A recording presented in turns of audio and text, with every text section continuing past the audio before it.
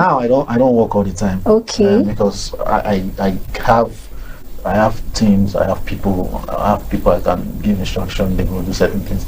And also at certain level you get to the point where you are trusted enough to be responsible for development. The major issue before is I was not I do not handle development, not because I could not, but young man would not trust me to handle development. It's when they start raining cat and dogs, they start looking for umbrella. That's when they'll call somebody like me, bring umbrella, bring umbrella. But right now, most of the opportunities we tend to get now is we develop to get against such things happening. Because the thing is, one of the things in our media space in Nigeria, particularly private media, is it's just we have a lot of people who some of us do not develop.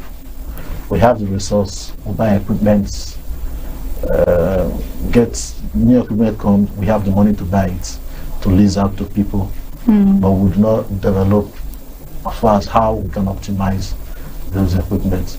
But there are a few people who really can optimize things. I am one of those people who your bare minimum. I can stretch that for you, give you results that will amaze you. That wow, just this can do this. You understand?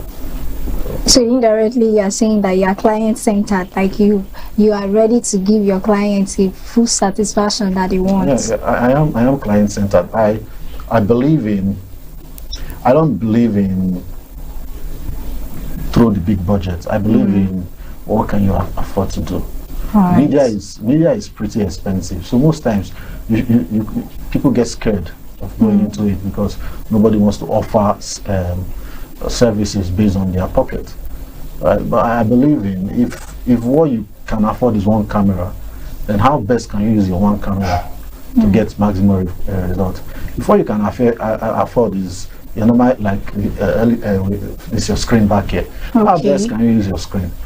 No, you don't have to go all out if you cannot afford to go all out. The one you can afford to do, how can you stretch it? How can you maximize In other words, start from where you have, what you have. Yeah, how can you stretch that to get results? That is what is key for me. That's interesting. Okay, let's look at the intricacies of today's media in the 21st century. All right. Looking at the trend, which new technologies do you feel can help to make the current media a better one? Okay, so when we're talking about media, it goes beyond. Media has expanded. Media has grown. Social media is also called media now, right? So the content creation, copywriting, and they are all forms of media now. Okay. One of the technology that is pretty impressive and can be very resourceful or helpful for resourceful people in the media space is the use of your artificial intelligence. Okay. Now, I have to say this here, that artificial intelligence did not start in 2020 or 2022, as some people, or the year ChatGPT came out. That is not when artificial intelligence started. Even Google is artificial intelligence, even before ChatGPT. Artificial intelligence has been existing for a very long time. It's just the use that has evolved. The use has evolved.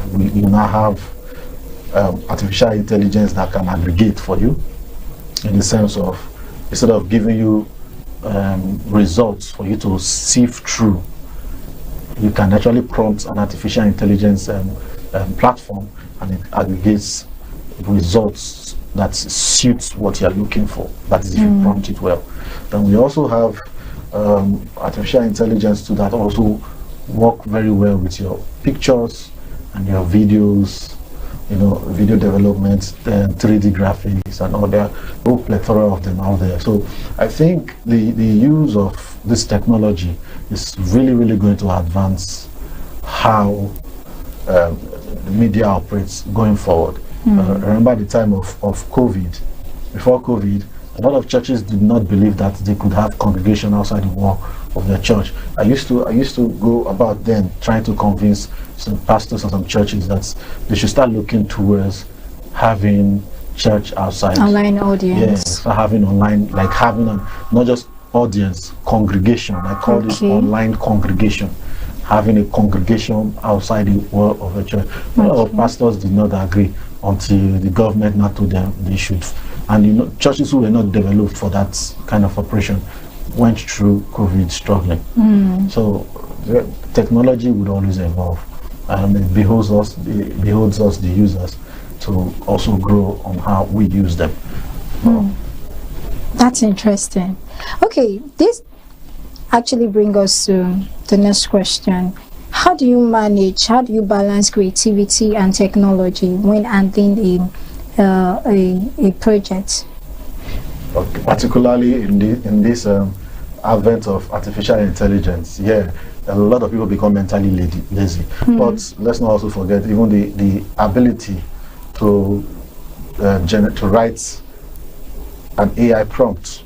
It still takes a level of skill, because I've worked with people who even want to use the artificial intelligence to get results. They don't get the right result because they don't prompt well. So even if we say AI can dull your creativity, yes, it will only do that if you do not think. People who are good with using artificial intelligence think of their prompts, meaning before you jump on that platform to start doing whatever it is, whether it's ChatGPT, whether it's Gemini, whether it's Sora, whatever it is, before you jump on it, you probably should have a clear mental picture of what you want to achieve. Yes. So your creativity is intact. Because before you design, you already have an idea of what you want to see. Before you set up a set, you already have an idea of how the set will look like. In fact, we in our field, those of us in our field and at our level, even go as far as even having schematic diagram. Even when we make music video, we have what we call storyboarding, where we have artists draw out how every scene was going to look like. So all that creativity is, so even if you are going to use technology, technology is only just going to bring to life what you've already your ideas. You already have ideated it. You already have the ideas. So blending creativity with your technology is a must. If you do not have the creativity enough to do it, then get someone who has it. And the person imagines for you. Tell the person what you want to achieve. The person imagines it for you. Then from the imagination, you cannot develop your prompt or set up whatever technology you want to set up to solve your problem. Technology solves the problem. Technology does not create solution for the problem. You understand? There's a problem. The technology might not be able to create the solution. Creating the solution is still on your hands. What technology does is helping you solve the problem with the solution you have created. That's interesting. It reminds me of what do they call it in computer? ICT, GIGO, garbage in, garbage out. Garbage in, garbage out. Exactly. So it is what you give to the system that you get in turn. Exactly. If you prompt it where you get the correct answer, but if you don't prompt it where you get the wrong answer. All technologies are like that. Like for instance, typical production sets has your camera. Okay. If you don't frame well, what you frame is what you will see. If you don't set your lights well, how you do it is what you see. So there is no automatic switch. And even if there is an automatic switch, like even in cameras, for instance, where you have auto setting, you still have to know what you want to see. And when you put it on auto, you're like, okay, this is what I want, or this is not what I want. So at the end of the day, regardless of the technology involved, the human creativity still has to come in. I asked somebody the other day that with all the AI singing that they've been advertising on YouTube, YouTube advertise a lot of them. You still have to tell the AI the song you want to sing. Exactly. That's the thing. So can you share with us a project that you've carried out that has helped to shape the media of today? Any project at all? Shaped the media world today? Yeah, the media world. I'm not pretty sure I'm that kind of level right now. But I have been involved in I've been involved in projects that actually had impact. That's how impact. I once assisted a team in setting up a TV station before now. Okay. I think that was the first job I did in terms of television development, broadcast development. So I kind of I was invited to just solve their problem. Their problem was they had a TV station, they didn't know what to do with it. So I kind of came in and was able to figure out how everything should go, the operations, the technology aspect of it, and interestingly, one of the impressive things that came out from that project was we didn't have to buy any other equipment. Wow. I used what they already had and we solved that project. Then that and other TV development, this majorly TV development that I've been to recently that I can't remember, but that TV development project, setting up televisions on minimal scale. It's very important to highlight that it's on minimal scale, with even as low as even something like 10 to 15 million can start a TV for somebody. That kind of thing. So I didn't develop the thing. I only just kind of figure out point A to point B in the whole thing. And I'm but that's sure, actually a smart move. Yeah, I'm pretty sure there are other people who have also figured that out. If it was that easy, they would have been able to figure it out themselves. So yeah, no, there are people. Okay, are you talking of the people I worked with? Yes, exactly. Yeah, probably it's not their field, but I believe that there are a plethora of companies in Nigeria that has also figured these things out. That there's a simpler way to do this. Even where I work my 9 to 5, I keep preaching that gospel of those days of carrying one big van, which we call big van, with a big satellite dish on top, with generator and 500 people are running from post because you want to take live. Those days are long gone. Yes, just simpler ways to handle these things now. So that's it. So quickly go on a short break, and when we come, we'll continue with the conversation. At DSAG Engineering and Services, we anticipate, manage, and deliver. Since 2000, we have been a leading EPC company, ensuring customer satisfaction through quality service and timely delivery. With integrity, proficiency, and innovation at our core, we provide world-class solutions tailored to your needs. From engineering designs and construction to procurement, manpower outsourcing, and maritime supplies, DSAG delivers excellence. Partner with us today. Visit www.dsag.net or call +23 4807 254 8724. DSAG Engineering and Services. Anticipate, manage, deliver. This is TVM. TVM delivers breaking stories, global headlines, and the moments that matter.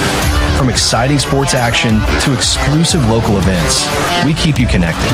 Celebrate our culture, people, and voices with powerful documentaries and inspiring stories. Experience premium entertainment, from trending music to urban lifestyle and beyond. Grow your spirit with life-changing messages and uplifting perspectives. Lead the way with bold conversations, fresh ideas, and thought-provoking shows. Wherever you are, whenever you want, watch TVM on all your devices. TVM, your world, your network. Welcome back. Mr. Lawrence, how do you work with producers and other team members to ensure that the ideas, the creative ideas, are well carried out and it becomes interesting for people? First, there have to be some level of understanding. Apart from understanding ourselves, we also need to understand the project we are working on. We need to understand the project we are working on. As soon as the project we are working on is understood and everybody is on the same page on it, it's pretty easy to carry out. Everybody needs to understand their role. It's a team effort. It's a team effort. A does this, B does this, C does this, and at the end of the day, you get your results. So I'm well aware that you can't operate in the space as an island. You need to collaborate with other people and to get results. So working with them for me is a no-brainer. And I also I'm not one of those people that look at personality before I choose to work with somebody or not. Okay. I just look at your ability. What's more important to me is, can you get results? That is what's more important to me. Can you do the job? You might not be a good person. I don't need to like you. You don't need to go at the end of the job to go sit down in the pub and enjoy ourselves. No, not necessarily. If you are good at what you do, and I see that, okay, you know what you're doing, then we can work. But that's just Okay. yeah. In other words, you believe that no man is an island. Everybody can become better if they put their mind to it. Yes, no man is an island. Everybody Can become needs a team. Then everybody can actually become better. I think I should have stated that too. Everybody can become better. I have a propensity for actually working with young team. Okay. Young team. Yeah, I have. That's the thing with me. I like working with young team that are great. I tend to find that if they want to do what they are doing, they come with this drive, and it's interesting to see them driven to achieve results. So that's basically it. Interesting. Yeah. Okay, what are the major challenges that media technologies face today? Misuse is one of them. Misuse Of what? Misuse of these technology. People using them for the wrong thing or for the wrong reasons. Yeah, misuse is one of them. Cutting corners. People do not want to put in the work. They want to cut corners. They want to get results. You want to do that big project, but you do not want to Focus. You don't want to. What's up? No. Okay. Wow, he was able to locate this place. Okay, I'm coming, thank you. No, you should wait. How was he able to locate this place? Okay, yeah. So where do I start from? Can I continue or start The from major challenges. Well, first off, okay, ask the question again. Okay. What are the major challenges that media technologies face today? Yeah, for start, there was the misuse of the technology itself. People using the technology for the wrong reason. Then there is the problem of people trying to cut corners. Okay. You know? They want to get the big result, but they don't want to put in the work. Then over involvement of people who do not understand it. The advent of simple media spaces, your social media, your artificial intelligence, your mobile phone, videography and all, has given this idea to everybody that yes, they can do it. Yes, everybody can do it, but to a certain degree, to a certain level. So it's a little bit ridiculous sometimes when you have some people thinking that because you can edit a video with CapCut on your Android phone, then you should be able to edit a full-length movie with CapCut on your Android phone. So when they tell you, oh, we want to work on a full-length movie, and you tell them what is required, they look at you like, are you crazy? People do this. So it is everybody just thinking that, well, anything can be done with your mobile phone. They forget that somebody's going to think through it, somebody's going to walk through it, and regardless of how you feel about some of this technology, some are still expensive. Yeah. Even if you have a simple solution in your phone, at a certain level to produce a certain result, you still need to get the expensive ones. So as cost is still another challenge we have with the technology. This technology are not cheap. Grateful to the ones who have made a lot of this technology almost free and accessible, but some still are not cheap. So those are the things. And I think the last one I would say before I end this question is people. Okay. A lot of people do not bother. A lot of people operating in the media space do not learn. They don't learn what they are doing. Okay. If you find yourself in it, and even if you've done the project and the project comes out good, then it's good you learn properly so you know what you're doing. Okay. In just a statement, I would like you to advise the younger generations, for those who are looking up to you, who would like to become media technologists, a media technology like you. What do you have to say to them? Learn. learn. It doesn't come once. It doesn't come once.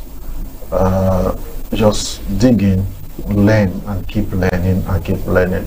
I have a friend who she always tell me there is no knowledge that is wasted. If the knowledge is there available to learn, I will learn it. Okay. So just keep learning. For sharing your experience and your insights with us on tech. We Thank you really for listening. appreciate. Thank you for listening. Thank you, sir. That brings us to the end of the show. Don't forget, I'm your host, Juliet Ogemoyi. And don't forget to follow us on all our social media platforms, comment, react, and share. And also, if you have business, like, I can bring it to TVM and can air the business for you. TVM got you covered anytime, any day. Until next time, see you. Bye-bye. This is TVM. TVM delivers breaking stories, global headlines, and the moments that matter. From exciting sports action to exclusive local events, we keep you connected. Celebrate our culture, people, and voices with powerful documentaries and inspiring stories. Experience premium entertainment, from trending music to urban lifestyle and beyond. Grow your spirit with life-changing messages and uplifting perspectives. Lead the way with bold conversations, fresh ideas, and thought-provoking shows. Wherever you are, whenever you want, watch TVM on all your devices. TVM, your world, your network.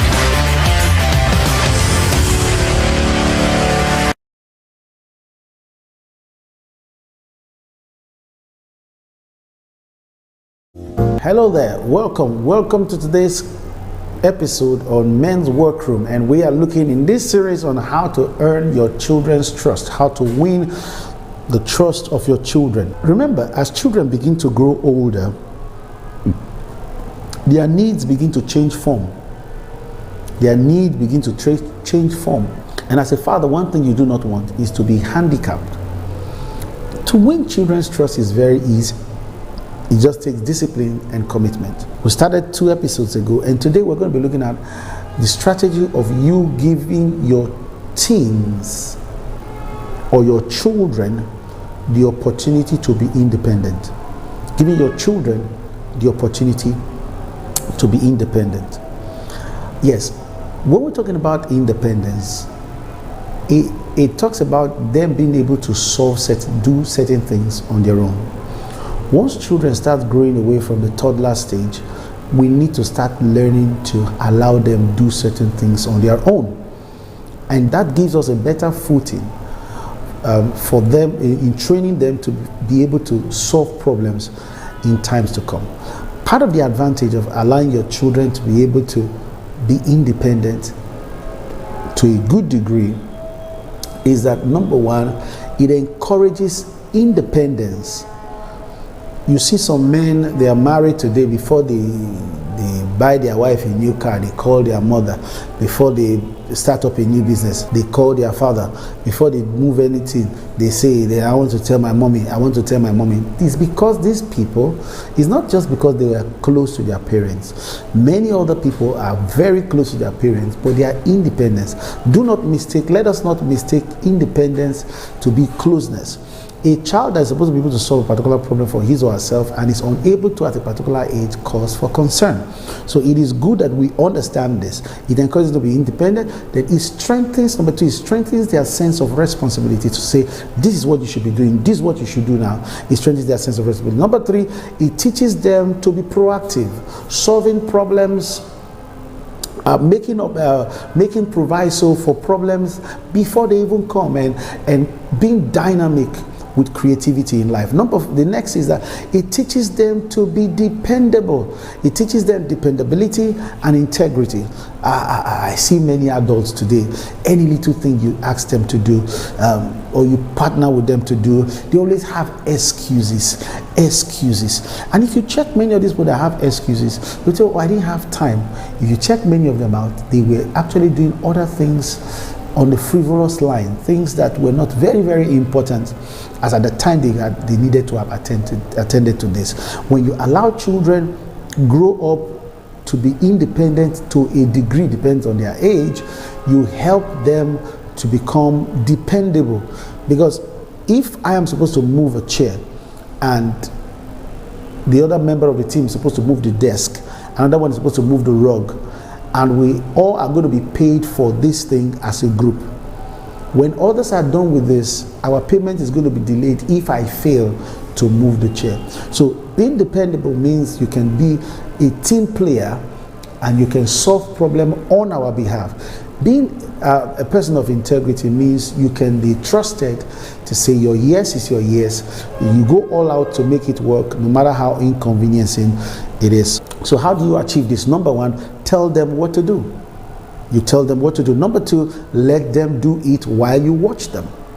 Number three, if they make an error while they're doing it, you correct them and watch them do it.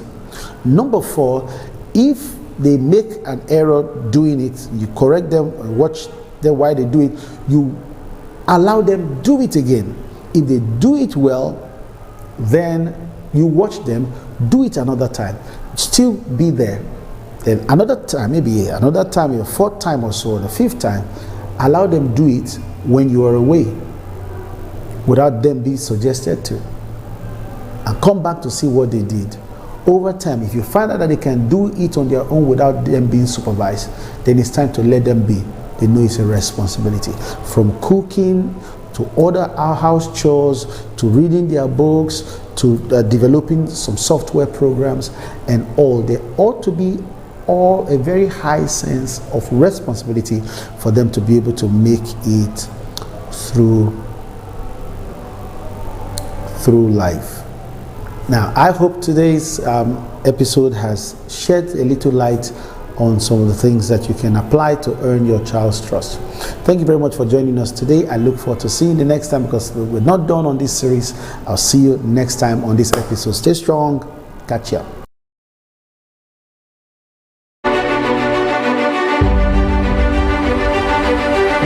Welcome to St. Augustine's College, Ogara, Delta State, Nigeria. 8 years of academic excellence doesn't just come as a good Nollywood film. It has been a step-by-step rise in academic achievements, with back-to-back outstanding performances in both our junior and senior secondary school certificate examinations. Even so, we strive for constant growth, hence our motto, which says, "The soul grows by learning." Education is the art and science of learning, and an academic success is achieved by training the mind to reach above its potential. We here at St. Augustine's College also help in training the body through a variety of sporting activities. We have a standard and fully functional volleyball court, football field, badminton court, and a few others which are promoted for co-ed practice. As we all know, intelligence and smarts have often been argued as to which is most important. Well, whichever side you are on, know that you have the full support of St. Augustine's College, Ogara, Delta State, as we provide indoor games which require tactical thinking, such as chess, a mathematical approach to checkers, an educational game like Scrabble, and few others such as snakes and ladders and cards, which helps to ease the stress of workload over the weekend. And that is not all. Here, students are taught spiritual, moral, and academic values. While we strive for academic excellence, we do not neglect the spiritual life of our students. In the chapel, the Catholic Mass, prayers, and other spiritual agenda carried out. Cleanliness is next to godliness, and in our refectory, which is always clean, students are served nutritious meals at every point in time. Our school medic is available 24/7, and we have a very comfortable sick bay. In addition to this, we have a variety of laboratories, such as the Home Economics Laboratory, where students are taught various crafts, such as photography, sewing, and cooking, which help them in the outside world. In the Computer Laboratory, students are taught to be technologically smart. In the Science Laboratory, students carry out physics, chemistry, and biology practicals under the supervision of qualified teachers who break down ambiguous concepts into simpler concepts. The school library is equipped with books which are carefully selected to help each child in their academic journey. Our school is also a center for WAEC, NECO, and GCE examinations, and we have zero tolerance for examination malpractice. St. Augustine's College, Ogara, is the place to be. Why don't you join this big, great family of ours, where every child is guaranteed to thrive? For more information on the college, you could dial these numbers: 091-699-73723, 091-699-73728, and 091-699-73729. St. Augustine's College, Ogara. The soul grows by learning. Welcome to Dursag Engineering and Services Limited. A trusted name in the oil and gas industry, proudly registered with the Corporate Affairs Commission since the year 2000. We hold several specialized permits with the Department of Petroleum Resources, are accredited with service and product codes by NIPEX, certified by Dun & Bradstreet, and proudly ISO 9001:2015 certified. Our head office is strategically located at 43 Airport Road, Warri, Delta State, Nigeria. At Dursag, our areas of expertise cut across critical sectors, including manpower sourcing and supply, both local and highly trained expatriate personnel. Engineering services across civil, electrical, instrumentation, and mechanical works. Construction and fabrication works. Specialized procurement and supply. Operations and maintenance services. And integrated marine services, delivering supply boats, crew boats, tugboats, barges, houseboats, and speed boats.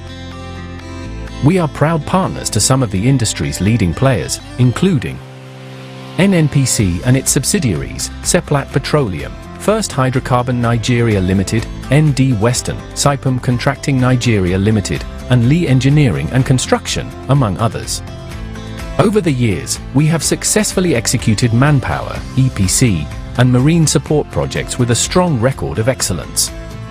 At Dursag Engineering, we are committed to quality, safety, and timely delivery, ensuring that every project meets and exceeds expectations. Dursag Engineering and Services Limited, your trusted partner in delivering world-class engineering and energy solutions.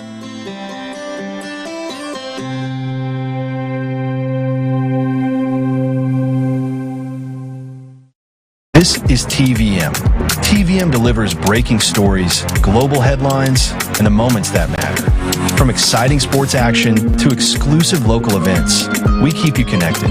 Celebrate our culture, people, and voices with powerful documentaries and inspiring stories.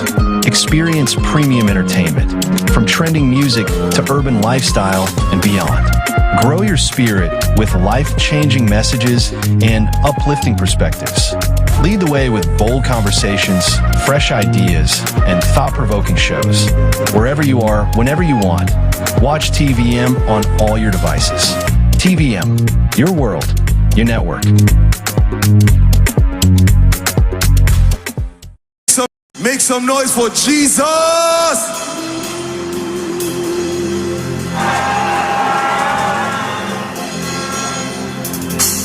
Now I know that you're not used to my expression, so I'm going to carry you along. But first of all, I want to say a very huge thank you to you, sir, and Ma. Thank you so much, Pastor Mefinu. I'm going to go straight to the point. Everybody say, leave arm. So when I say 1, 2, 3, everybody say, leave arm. Leave arm. Hey, all praise to the Lord. All praise to the Lord. Give arm. You say, God know they what? God know they like the flesh. Kill arm. Hey, I dey bring my cup, fill am. Everybody, 1, 2, 3, let me hear you say, leave am. Hey, all praise to the Lord, give am. You say, God know they what? God know they like the flesh, kill am. You say, I dey bring my cup, fill am. There's another one that says, say, if I help him, for middle of the night, I know they fear. I pray to God, then I attack, finish the judge. Finish the what? Finish the judge. Hey. And if I had grace, for me do all the what? For me do all the night. I know they shake. I pray to who? I pray to God. Then I attack. Finish the judge. Finish the what? Finish the judge. Let's go.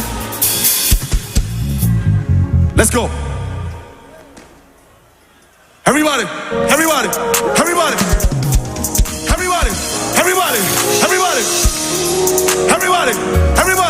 Let's go. 1, 2, say 1, 2, 3. Everybody say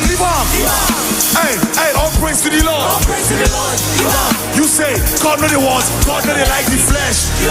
Say, I dey bring my cup, I dey bring my cup. I said it. Everybody say, live on. Hey, all praise to the Lord. God know the words, God know they like the flesh. Hey, I dey bring my cup. I said, honey, say, leave am all your sorrows, give am what? Let's review am. God showed you his love, and he used his son reveal am. When they hung him up on that cross, your price was paid, they bill am. Now the Father calls you his own, and he uses his spirit, seal am. This infilling of the Holy Spirit got me really thinking that I'm drunk too. Tongue speaking when I come through. Let me introduce you to the truth. You clearly wonder why I do this, so listen close to the answer. I serve a lamb, that's me, yo, when I spread the gospel like I run this race like tomorrow, no day. When the devil try me, I just tell him no way. I defense my God. Call me Luku, you should look it up. I ain't worried about any bugger trying to get the music. Get it. Everybody say, leave on. Say, all praise to the Lord. You say, God know they want. Hey, I dey bring my cup. One more time. Everybody, let me hear you say, leave on. Say, all praise to the Lord. Say, God know they want. Say, I dey bring my cup. Hold on. I said, wait. I said, Baba do me correcto, anointing for head. I dey steady correcto. On God he show me say, Baba do me correcto. Say, anointing for head. I dey steady correcto. On God he show me. Let's go. Say, hey, everybody.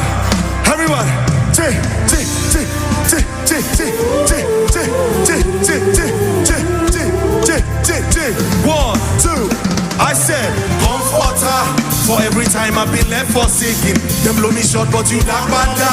Never go down, never undertaking. So many times me, I don't fall down. It be your mercy be talking for me. I check my Bible and concordance. I never see your begin for. Everybody say, holy water, come here, I know God come, Mosa Wale, crown of glory, Adewale, you don't bless me. Sunday. I don't count am, I try to come, he don't finish, I don't check him. You say, but do me correct, anointing for him. Say, I dey steady collect, on God he show. Say, Baba do me correct, anointing for him. Say, I dey steady, on God. I said, say, condemnation they far out. Evil could just they come my way. Goodness and mercy now. Never to run away. Say make nobody bother me. I've decided say all my days. Control. Hey, everybody say holy water. I know God come. Crown of glory. You never bless me. I don't got time over complete. I try to come in, he no finish. I don't check him. Everybody you say, anointing for. Say I dey steady collect. Oh, hey. Say Baba do me correct. Anointing for. Say I dey steady on God.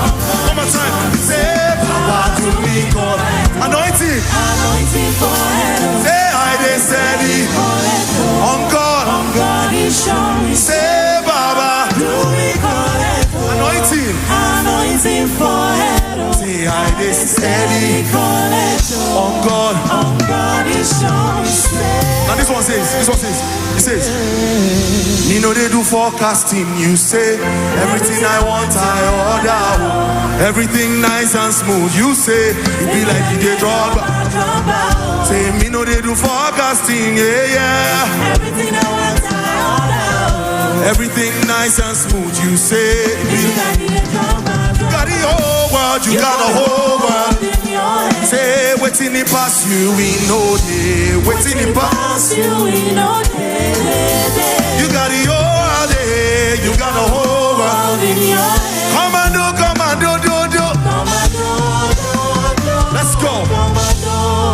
Let's go.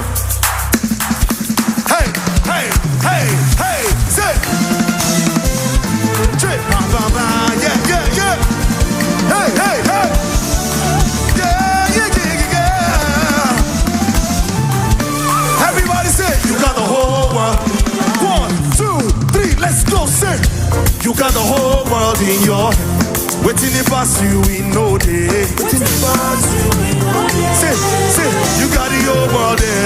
You got the whole world in your hand. Commando, commando, do, commando, do. Commando. One more time. I say, see, I get God and I get life. Everything else you go up for me. Me I know they to the run kitty kata. J. Now you make it favor, follow me, oh.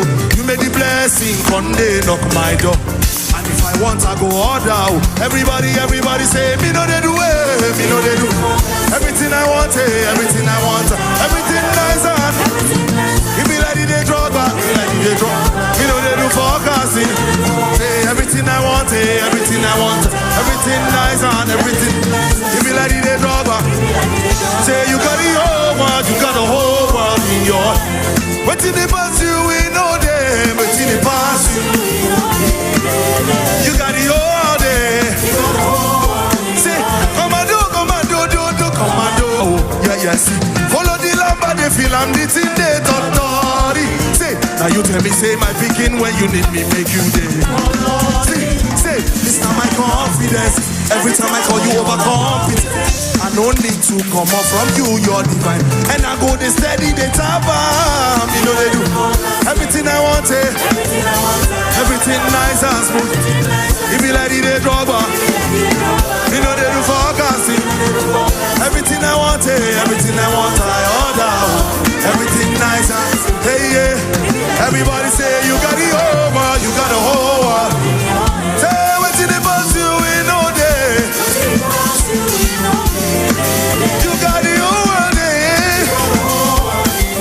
Commando, do, commando, do. One more time, say you got the whole world. Say what's in the past, you know there. You do not lie, you do not fear. Say, commando, do. Everybody, say, we go banu China sao, China saramo cookie, Chine do say, Chekaib, oye so give a chai, commando, do, commando, we go banu China sao, say Chine do, yeah, Chekaib, oye so. Commando. Now, everybody, let me hear you say, you got the whole world. Waiting it past you, we know day. Waiting it past you, we know day. You got the whole world there. Commando, do. Listen. Now, we're about to break the jugular. Are you guys ready for this? When I say jugular. I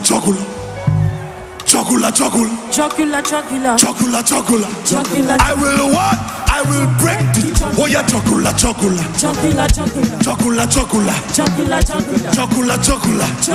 will what? I will break the jugular.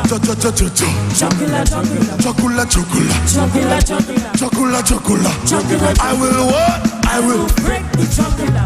In case you don't understand what we're saying, we're telling the devil that we're going to break his jugular. Yeah. The jugular is the most important vein in the body. It's located around here. If that vein is punctured, that person is gone. And we're telling the devil, over Nigeria, I will what? Break the jugular. Over your finances, you will what? Just in case you hear me doing let me tell you what I'm saying now. I said, Satan, I will break the jugular. You will taste the formula. If I catch you near my corner, I will cross your medulla. From the cave of Adulam, I'll disgrace your ordinance. You are just a commoner, so you can't call my cellular. Cause we be many in my category with adrenaline and holy fire, bringing down the glory of the heavens, mapping out the territory so the Father's glorified. Heavenly artillery, a part of this. We unleashing fire on the enemies. Tell the devil he should take his hands off my property, cause I'll be breaking the jugular. What? Jugular. Hey. I will what? I will break the jugular. Let's go.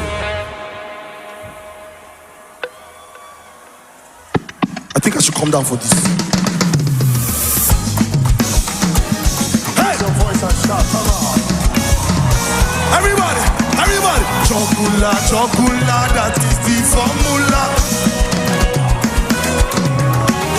Chop, chop, chop, chop, chop, chop, chop, chop, chop, chop, chop, chop, chop, chop, chop, chop, chop, chop, chop.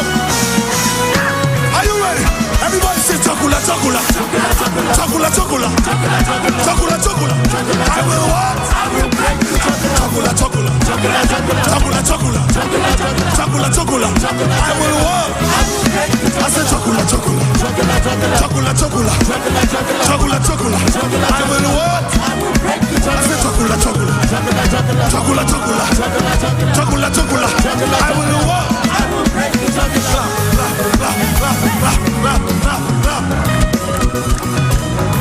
Hey, hey, hey! I say Satan, I will break the chocolate. You will taste the formula. If I catch you near my corner, I will crush your head. From the cave of Adula, and disgrace for ordinance. You are just a commoner, so you can't call myself. But we be many in glory with the adrenaline, the holy fire bringing down the glory on the heavens, back in that territory, so the Father to heavenly artillery, you're part of this. We all let your fire on the enemy. Tell the devil he should take his eyes on my property, cause I'll be breaking the chocolate, chocolate, chocolate. Whoa, whoa, whoa. I will what? Chocolate, chocolate, chocolate, chocolate, chocolate, chocolate. I will what? I will break the chocolate. Fight the chocolate, press the chocolate, step on the chocolate until I what? Fight the chocolate, press the chocolate, step on the chocolate. What I want? I said chocolate, chocolate, chocolate, chocolate. When I'm there, would I be? I will chocolate, chocolate, chocolate, chocolate. When I'm there, would I be? I will break the chocolate. I said chocolate, chocolate, press the chocolate, step on the chocolate until I want. Bite the chocolate, press the chocolate, step on the chocolate. I want. Why do they hit it? Why do they hit it red? Why do the kings gather? He who sits in heaven, we will. Why do they hit it? Hey, why do the kings gather? He who sits in heaven laughs. Drop the hidden. Why do the kings? He who sits in heaven laughs. Why do the hidden? Why do the hidden red? Why do the kings? Wait. As I clap my hands, fire them. As I clap my hands, fire. As I clap my hands, fire them. As I clap my hands, kitty bar from Belly fire them. As I clap my hands, I say as I clap my hands, fire them. You respond, fire them. Say, oh yeah, fire, fire, fire, fire, oh yeah, fire, fire, oh yeah, fire, fire.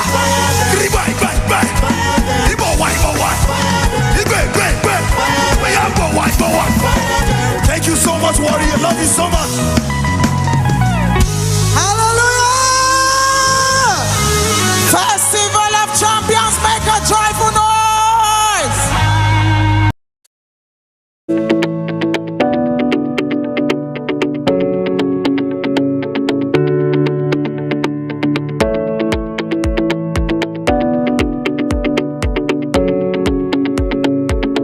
Well, as Nigerians grapple with harsh economic realities, economic decisions from the regulators of the economy, inclusive the government, tend to shape how market and money are pivotal in our everyday living. Welcome to Money and Market on TVM. This program discusses how the survival economy and the cost of living affects the everyday Nigerians. And I am your host, Fred O'Neill. All right.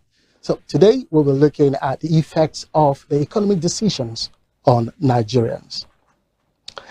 So we'll be looking at the appraisal of the market snapshot. In this first segment, we have 4 segments we'll be looking at the situation as it were.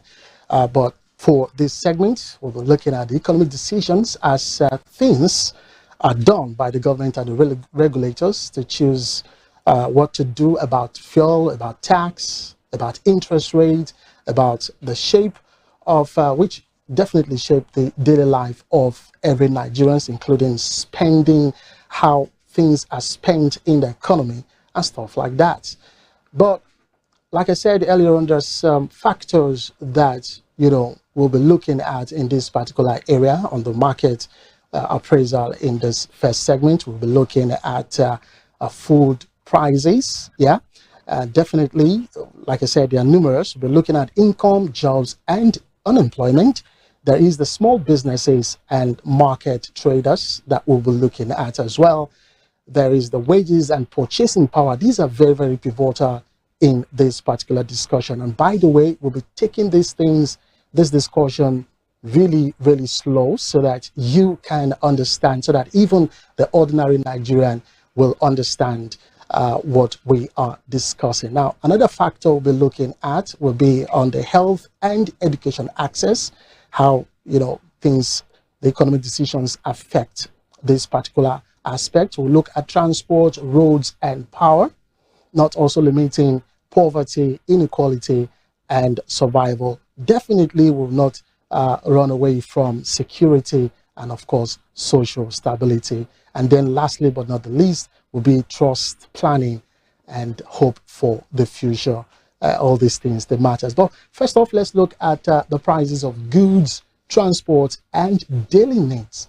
Now, economic decisions have direct effect on how much one pays, you know, how much you pay in the society. Now, remember, when this particular administration being led by the President Bola Ahmed Tinubu came into power, there was the issue of fuel subsidy removal. In fact, that was one of the first policy statement that was made by the president back then.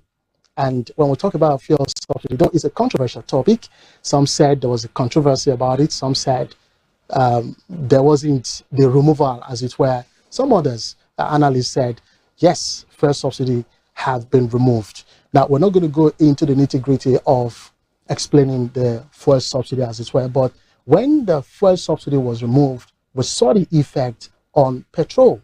Yes, it was majorly on petrol, and that affected every other strata of the economy. But first, after the subsidy removal, petrol became very expensive, and it affected transport fare because transport fares went on a hike.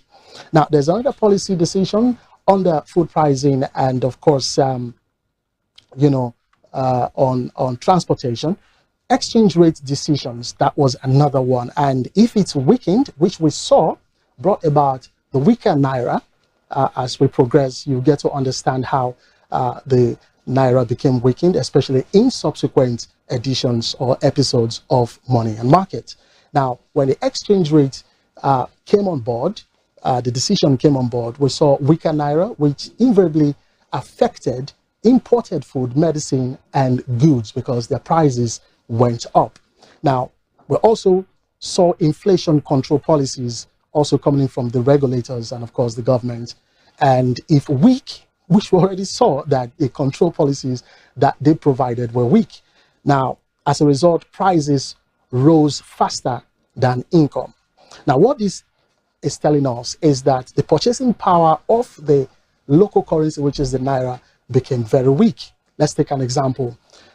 I'll give you two examples. For instance, what 1,000 Naira buys today is far less than last year. All right, let's take another practical example. Bread.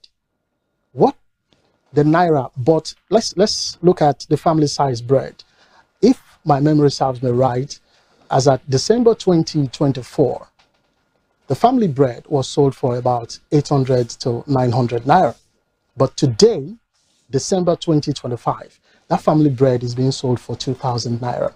Just to tell you how the purchasing power of the Naira has gone down. So, what the Naira bought for last year, you compare it to what it can buy this year on the same product, it's a little bit higher compared to what it bought last year. That's the decision on pricing of commodities and, of course, on transportation, as it were. let's go to our second index or our second factor, and this is on income, jobs, and unemployment. Now, the policymakers, when they came up with the policies, they decide how easy it is for businesses to borrow. Now, in this way, not only to borrow, how to operate, and of course, how to probably hire or recruit into their businesses. What we saw, or what we keep seeing, is high interest rates. Now, for high interest rates, this invariably means that businesses cannot borrow, because when the rates at which for your loans that you want to give out to these businesses, when your interest rate is high, businesses will tend not to borrow. And this invariably will lead to fewer jobs, where we now say that some of these businesses do not recruit. Now, there's also the issue of poor industrial policy. Now, this is coming from the government and, of course, like I said, the policymakers of the society or the regulators. Now, when you have poor industrial policy, this leads to factories closing down or do not even expanding. Now, we've heard about some companies that have left Nigeria or probably have wound down or reduced their capacity, as it were. I just want to mention some, like GlaxoSmithKline, known as the GSK. They were a pharmaceutical company. They downsized seriously. Initially, they announced in 2023, after 51 years in Nigeria, doing business in Nigeria, and they stopped local operations and they actually moved to just distribution model only. We also have P&G, who, the acronym means Procter & Gamble. They were into consumer goods. They also ceased local operation as far back as in December 2023. That's just a few months after Bola Ahmed Tinubu became president of Nigeria. And of course, there's the Unilever, who actually downscaled, exited product lines like home care and of course skin cleansing, and also they reduced local presence as part of restructuring. So we can go on and on and on. There's the Sanofi Aventis, who are also into pharmaceuticals, who stopped direct operations and of course moved to just distributor-led setup. There is also the Diageo, who was, who were also in beverages, especially for Guinness. They sold their 58% stake in Guinness Nigeria in 2024 as well, shifting ownership to, others as well. So I can go on and talk about, these poor industrial policies that have led factories to either close or downscale. We also look at low investment confidence.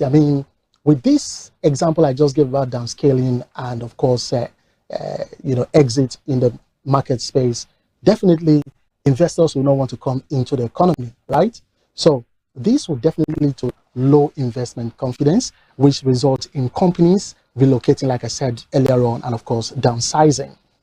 Now, what this invariably means is that many Nigerians work harder, no doubt about that, but they earn less, while young people struggle to find stable jobs. When these companies do not create jobs, how will these young people, have jobs, to go to? All right, let's look at our third factor, which is on small businesses and market traders. So the economic decisions shape survival of small traders. There is the issue of multiple taxes and levies. Like I said, this program is all about money, cost of living, and how the survival economy affects the everyday Nigerian. So in subsequent episodes, we'll also be looking at taxes. Hopefully the next episode will be looking at the former tax regime. But multiple taxes and levies, these are very common for small businesses and of course market traders. We have import policies which affect, poor electricity. Yes, poor electricity leading to high generator costs, because when there's poor electricity, no better power outage, issues, it will definitely lead to high generating costs, as it were. All right, before we go on a very quick break, I just want to let us know the effect of this particular index.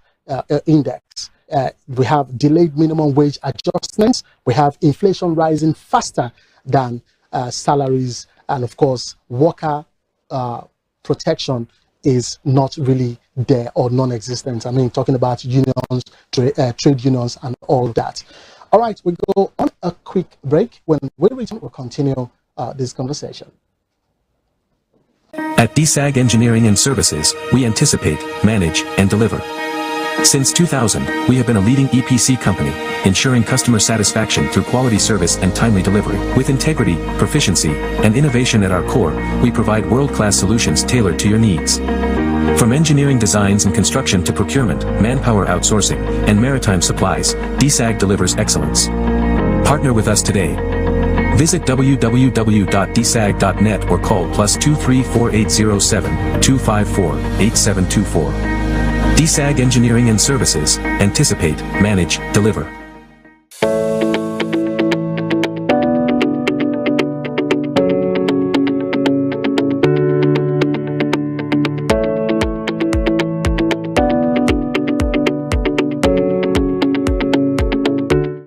All right, we stopped at number 3 factor, which is on small businesses and market traders. Let's quickly go to our number 4 factor, which is on wages and purchasing power.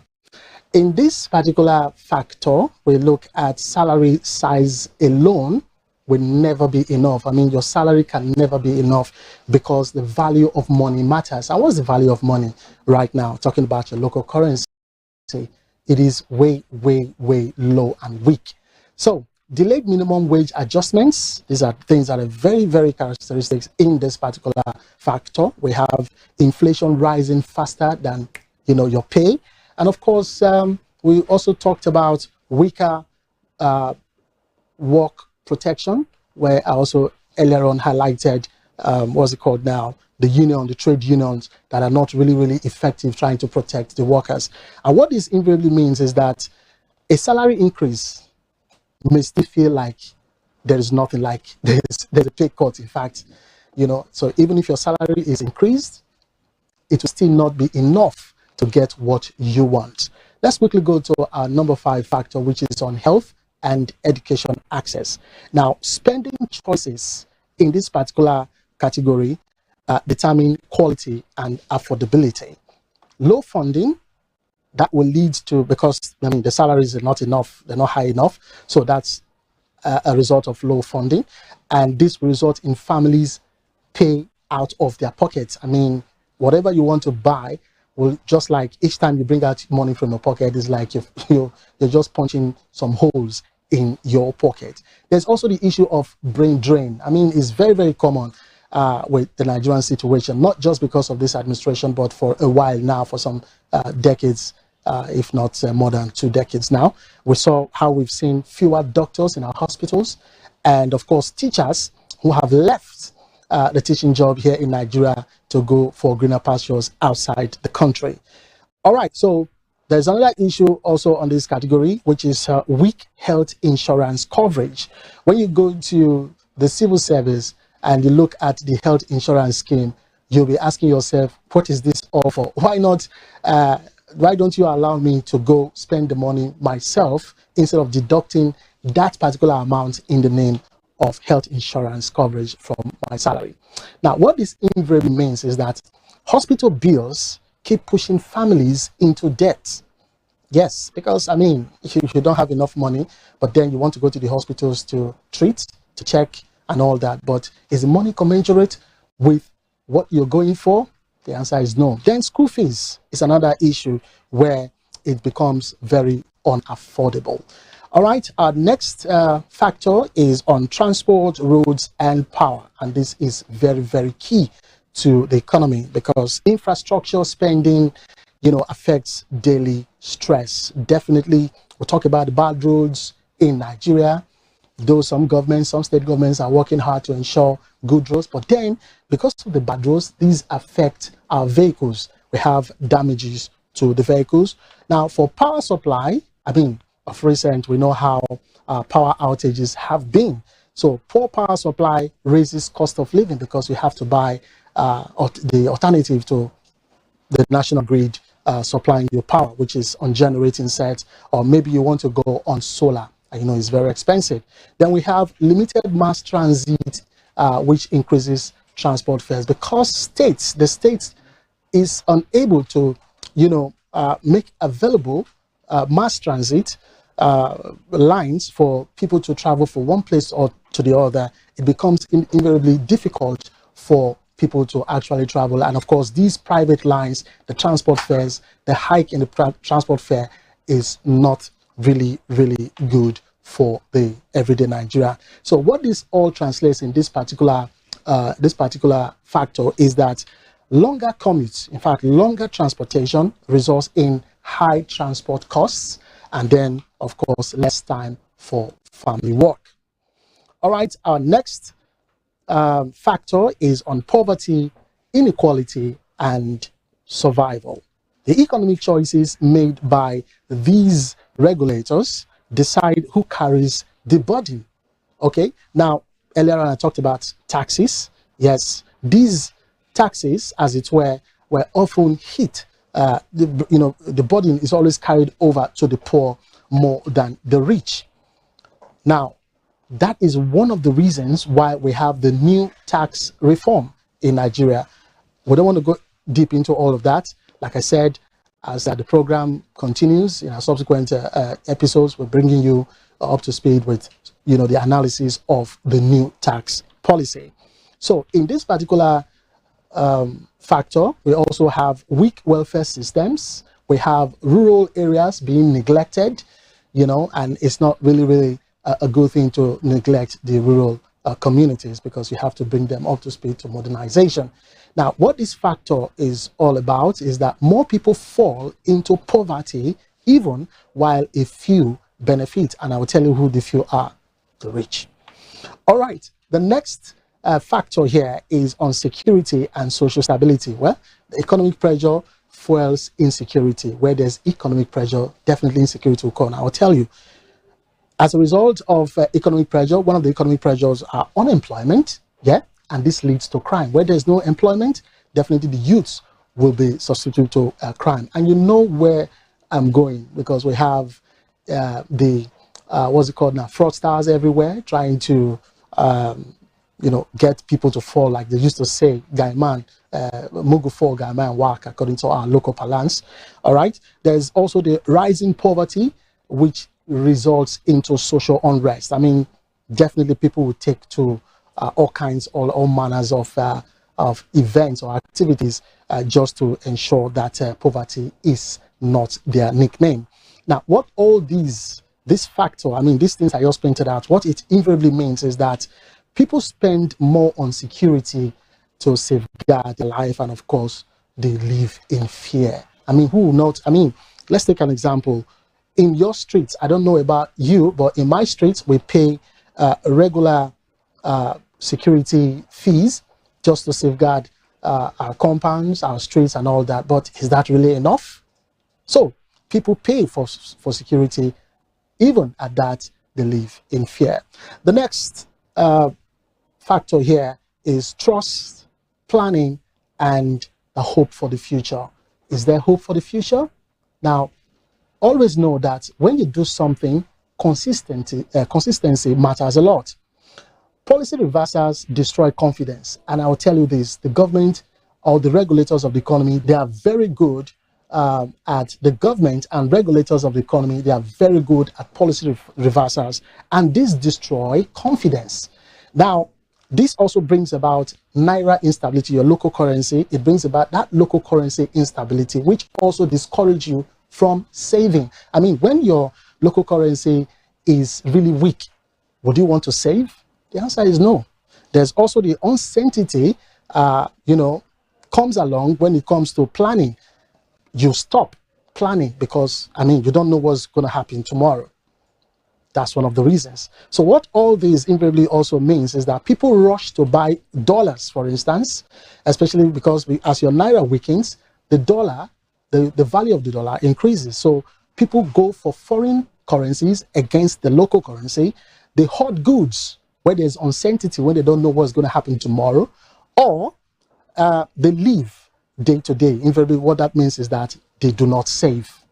So, put in simple words, in all that we've been talking about, is that decision from the economy makers or the economy regulators of the economy, regulatory economy and the government, decisions made will decide whether the ordinary Nigerians are coping or suffering.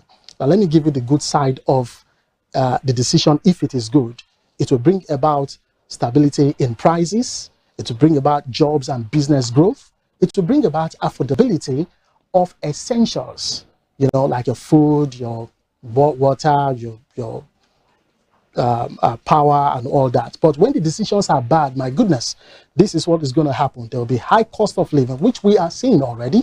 There will be job losses. Yes, we've seen companies reduce their strength.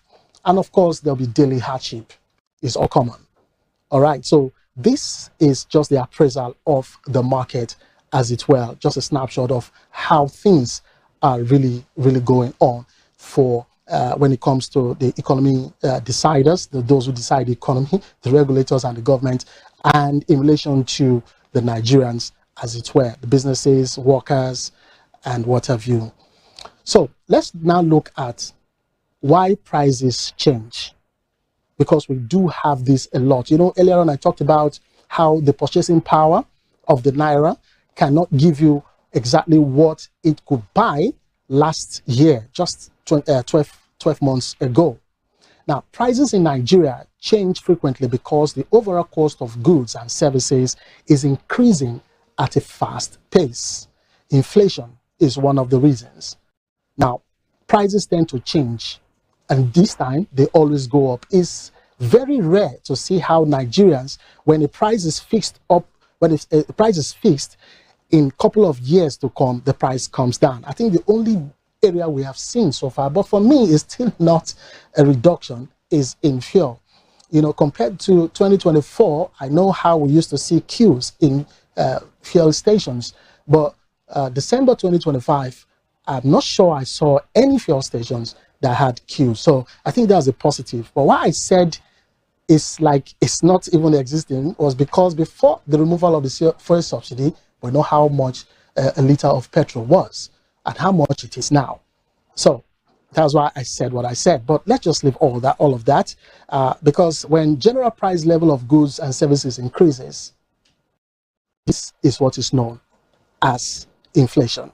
So Nigeria's recent inflation numbers, let's look at the statistics. According to the National Bureau of Statistics, inflation reached about 34.80% in December 2024. Take note of this percentage, 34.80% in December 2024, meaning prices were about 35% higher than the previous year, which was 2023. Now, this followed rising cost of food, transport, and energy. All of these I just mentioned, cost of food, transport, and energy, all rose like, you know, up to 400%, if I'm not mistaken. Now, in early 2025, after rebasing, statistical rebasing, there was this ease in the economy that brought about 24.48%. That was in January 2025. Remember, the previous one was 34.80% in December of 2024. And now in January, it reduced, it came down to 24.48%.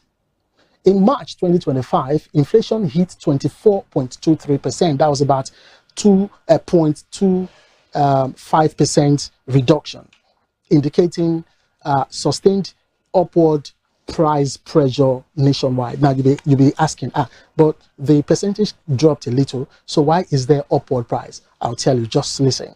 By July 2025, inflation was about 21.8%, another reduction, but food inflation was around 22.7%. Now, all these statistics are coming from the National Bureau of Statistics, not my own statistics.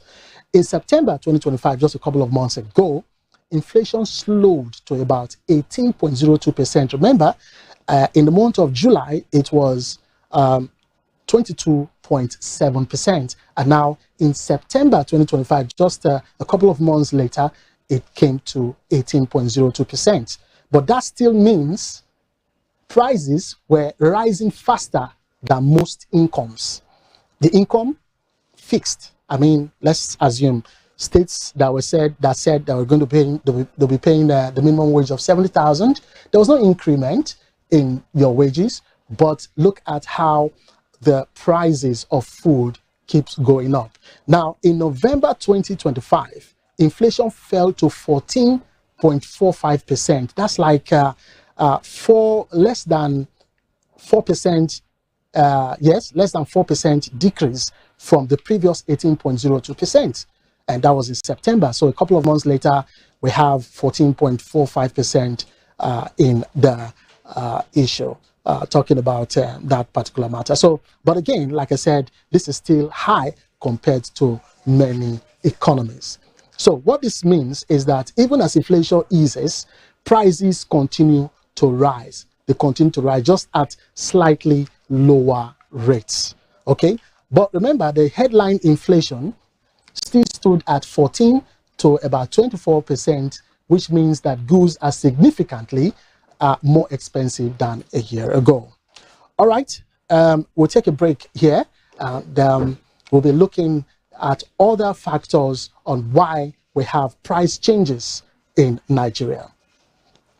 At DSAG Engineering and Services, we anticipate, manage, and deliver.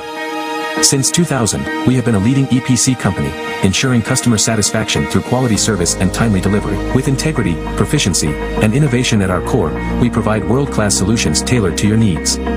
From engineering designs and construction to procurement, manpower outsourcing, and maritime supplies, DSAG delivers excellence. Partner with us today. Visit www.dsag.net or call +23 4807 254 8724. DSAG Engineering and Services. Anticipate, manage, deliver.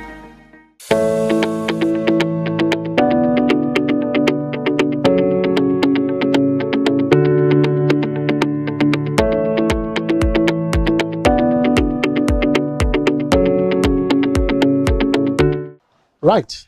And second, sorry. All right, our second take on this matter, well, we already talked about the first one, which is on high inflation, on why prices change. The second factor we're going to be looking at is on prices, food prices. Well, on this particular one, when food prices rise, overall prices tend to rise too. Now, we're going to be looking at some statistics as it were as well. We'll look at July 2025. Food inflation was about 22.74% year on year. That's when you compare that to what happened in July 2024. And that's far above global averages. And that was much more higher than wage growth. Like I said earlier on, there is not much when it comes to wage, especially we look at the workers from the civil service where they say they have minimum wage of 70,000 for instance, but there is no growth in that particular aspect. But then again, you look at prices, food prices plummeting upwards or northwards, as you want to say.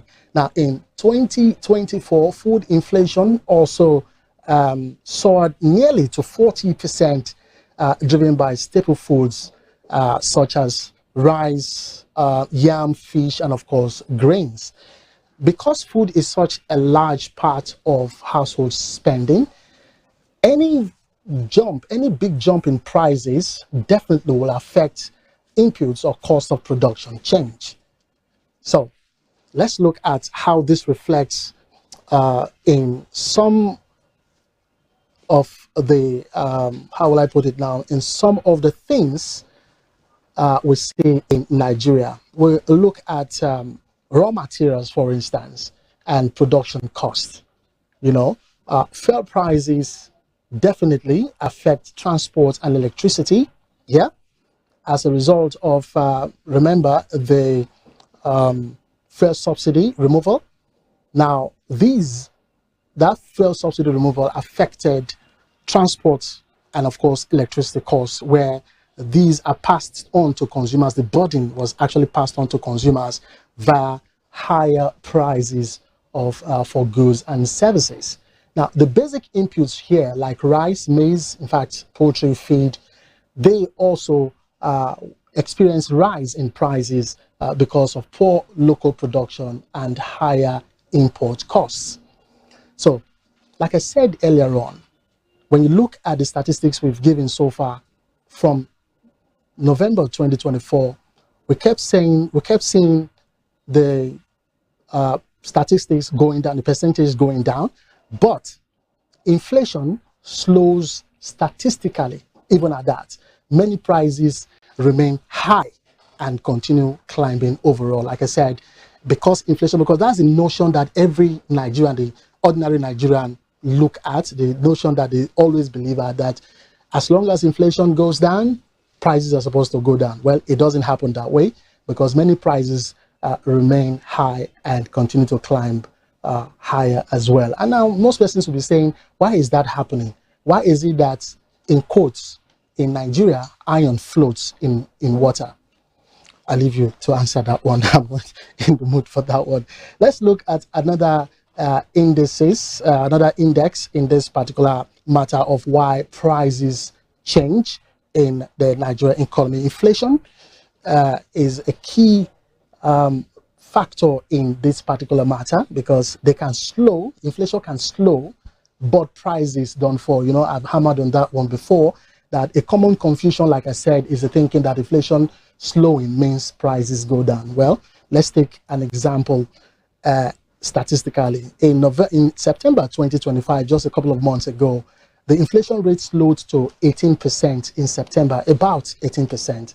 But that means prices were still rising. If you remember back then, what you bought in the month of, let's say, April, rose in terms of price in the month of September. But just not that this time around, the prices, unlike in previous years, where you see the sharp increase in prices, but this time around, it's like a gradual process. It's not that fast, you know, when it comes to the pricing. So people often feel prices haven't come down, even if inflation slows down. You know, that's the mentality, like I said earlier on, because inflation does not measure rate of increase. That's one thing about inflation. I beg your pardon, it measures rate of increase and not the actual price. You know, because actual price decline is not the business of inflation. What inflation looks at is the rate. That's what it measures, the rate of increase. Now, let's look at some structural reasons why Nigeria experienced price changes. Very structural. The first one is on currency depreciation. Now, it will take an economist to break this particular aspect down. But to you, especially to the ordinary Nigerians who want to understand this, I will just break it down a little. A weaker naira, or your weaker currency, makes imported goods more expensive. So when your currency, your local currency weakens, you know, when the value of your, especially your naira, goes down, goods that you're going to be importing from abroad would definitely be, you know, expensive, like importing food, manufacturing inputs, fuel, machinery costs. These would definitely skyrocket in terms of price and in relation to your naira. Then there's the angle of high food inflation. Now, with food inflation consistently in the region of, or the range of the 20 to 40% in recent years, staple foods become much more expensive. I mean, there's no two way about that to discuss that one. You know, it's really, really high up there in terms of food inflation in Nigeria. The next one is on energy and transport cost. Yeah, energy and transport costs, where fuel and energy influence the cost of transport and production. And of course this one, you know, when these go up, talking about fuel and energy, when they go up, definitely consumers' prices will follow. There's also the issue of rising core prices. Now, like I said, some of these things, is only the economists that can understand very well, but I'll just break it a little down here. There's the core inflation. You know, we have the general inflation. That's what it invariably means. But in this aspect, we are excluding food and energy. Now, the core inflation has been above about 20% at times, meaning that general prices beyond food are also rising. All right, so this is where we'll now ask the next question, because we've been talking about how prices change, how the economic decisions, how it has affected the everyday Nigerian, not only the households, but the businesses and maybe small-scale businesses and traders, as it were, and other strata of the society. The next question we want to be asking ourselves is, in all of this, who is the most affected in these economic decisions? Who is the most affected? So, for the economic decisions, they do not actually affect everyone equally. This you will understand when we talk about taxation, all right? Because definitely we'll look at that in subsequent episodes. But let's just look at how some groups feel the impact immediately, because they are the ones that bear the brunt. And we also look at how their spending, their savings, and of course what they earn bring about how they are the ones that, you know, bear the brunt. We'll talk about those who really are most affected. Let's start from the low-income households. Now, these are the ones that are most affected, the low-income households. Here, we are talking about minimum wage earners, civil servants, daily wage workers, unemployed households, you know, and of course, these guys I've just talked about now, these segments, these sectors I just talked about now, spend about 60 to 80% of their income on food and transport, the essentials. Okay? They have little or no savings, which I talked earlier on. They have no hedge against inflation. They cannot control inflation. And how does these economic decisions now, how do these economic decisions affect these households? Now, let's look at it.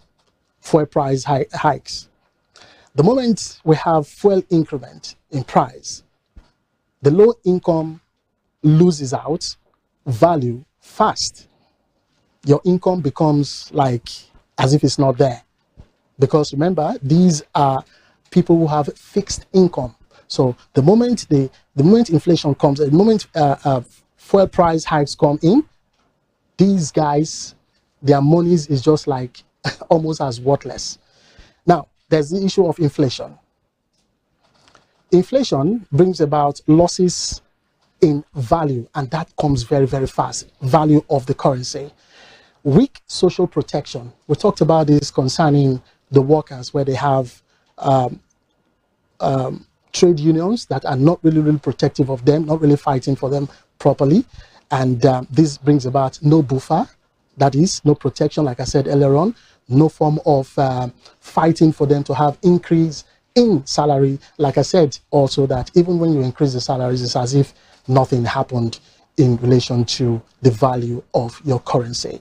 Now, this results to hunger, debt, school dropouts, definitely, because your money would not be able to pay the fees for your children if there are like 4 of them in the university, especially in state-owned university or private universities. You know what I'm talking about. And of course, there's poor healthcare access as a result. Let's also look at informal traders and micro businesses. Well, in this particular line, we have market women and men, we have kiosk owners, of course your POS operators are there, your roadside service providers are there, and all of these are also affected. Why are they affected? Why are they the most affected? Why is it that these, because like I said, there are many of them. We have the rich in the society. We'll come to that. The big businesses, the small scale businesses. But why are these ones I just mentioned now, are the most affected? They have, first off, thin profit margins. Their profit margins is not really that large. Now, they also depend on cash flow. They really cannot do without cash flow. They have no access to cheap loans, because of their fixed income. So these also impact on economic decisions. The naira depreciation, for instance, leads to higher cost of goods that will tend to make this set of guys or this set of people not be able to buy what they need to buy. There is also, remember, I talked about the informal traders now are micro businesses, the small scale businesses. Those are the guys I'm talking about now. And as a result, there is the multiple taxes that they are faced with, and of course levies from the local government levels, and multiple taxes from the federal government, and also from states governments as well. Now, there's also, like I said, high interest rates. This discourage them from going to take a loan in whatever financial institute or institutions that they want to go take loans. So there'll be no credit for them.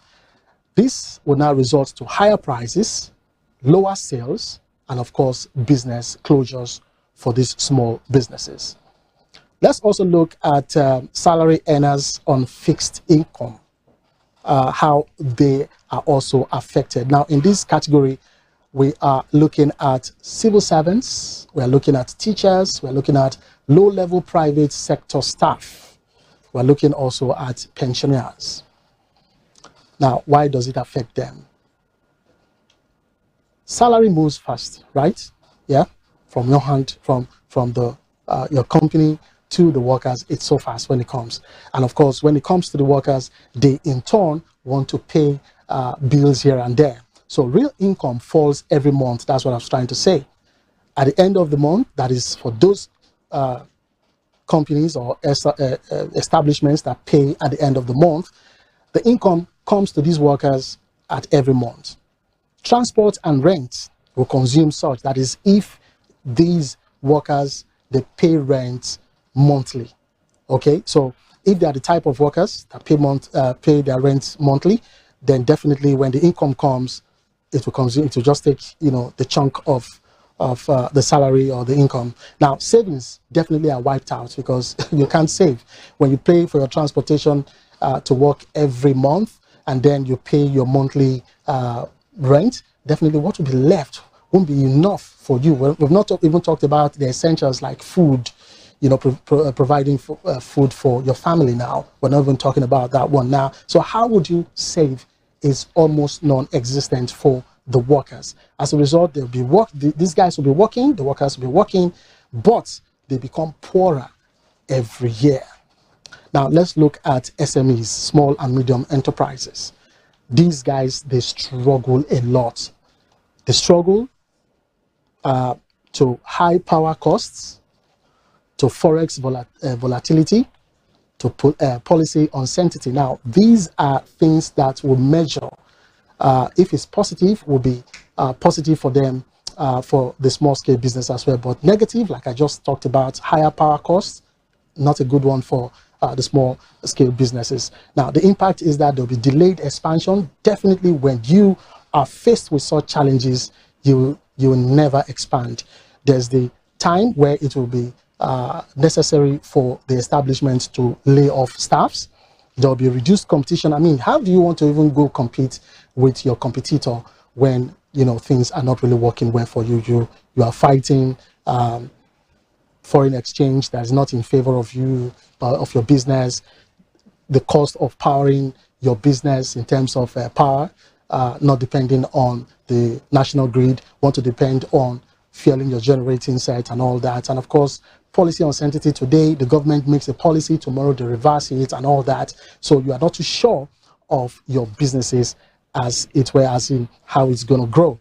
So as a result, there'll be job losses and there'll be slower economic growth. for that particular business. Let's now look at who is least affected. You know, I told you earlier on that we're just looking at those who are most affected by these economic policies, as it were. Now let's look at those who are sort of protected. Well,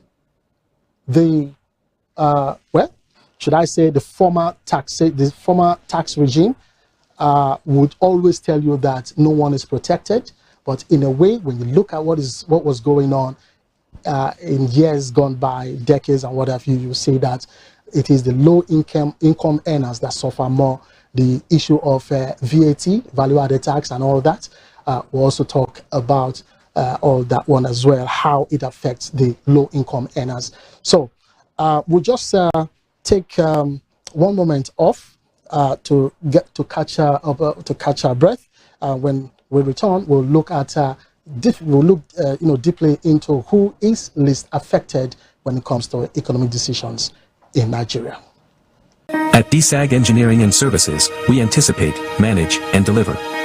Since 2000, we have been a leading EPC company, ensuring customer satisfaction through quality service and timely delivery. With integrity, proficiency, and innovation at our core, we provide world-class solutions tailored to your needs. From engineering designs and construction to procurement, manpower outsourcing, and maritime supplies, DSAG delivers excellence. Partner with us today. Visit www.dsag.net or call +23 4807 254 8724. DSAG Engineering and Services. Anticipate, manage, deliver.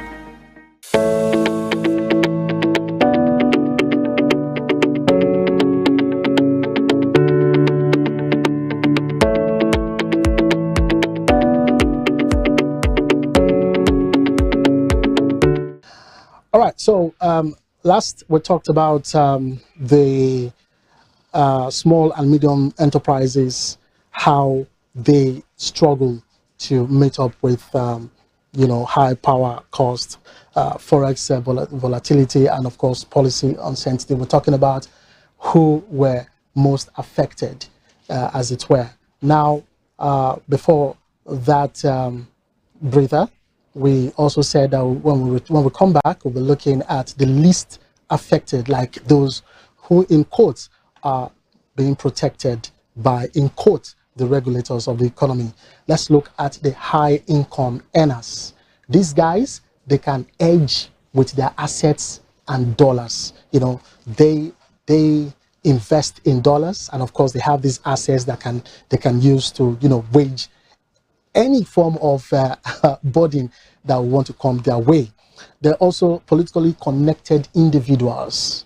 I don't want to, I will not be going deeply into this because of time, but these guys, the politically connected individuals, they have access to contracts with the regulators and the government, as they were.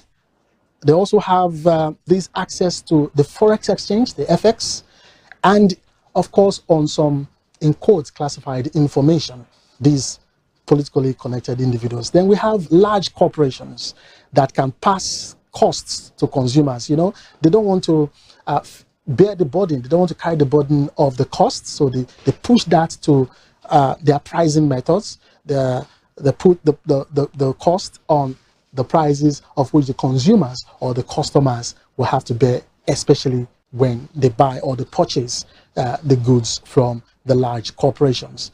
The large corporations actually have access to capital, so they can go to any of these big financial institutions and get credits, to run their businesses as against small scale businesses. So the economic decisions in Nigeria hit the poor first. That's where we want to really hammer on.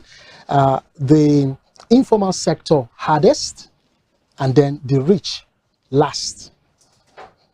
So that's how it is. It is the poor first that the economic decisions hit, and then the informal sector, they are hit the hardest, and then the rich the last. So in that trajectory, that's why policy design matters. Without protection, inequality widens, and of course hardship deepens.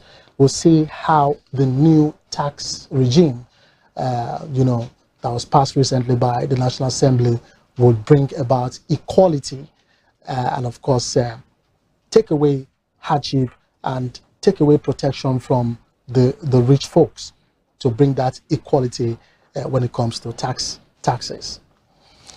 All right, and as we're slowly winding down to the end of our program today, let's look at, because we'll be talking about challenges, we'll be talking about how these economic decisions have been affecting households, traders, small-scale businesses. We talked about how prices also influence, a day-to-day running, of course, on the survival economy.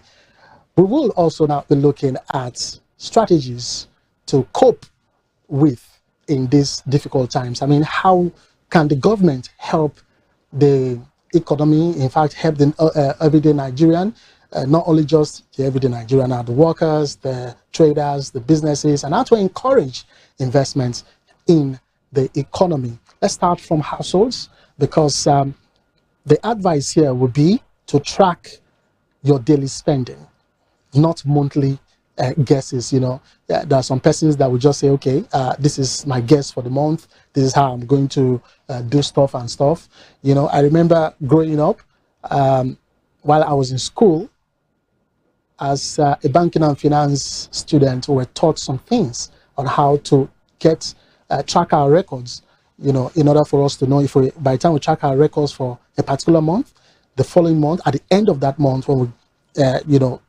sum up our financial activities, we'll be able to tell which and what is taking much of our income or much of our monies, as it were, and we'll work on it the following month. So you track your daily spending, not monthly guesses. And of course, this reduces small but frequent costs, like I just gave an example of while I was in school. One thing is, if you really want to cut down or you want to track your expenditures, you look at impulse spending, okay? And that will help you a lot when you track your records.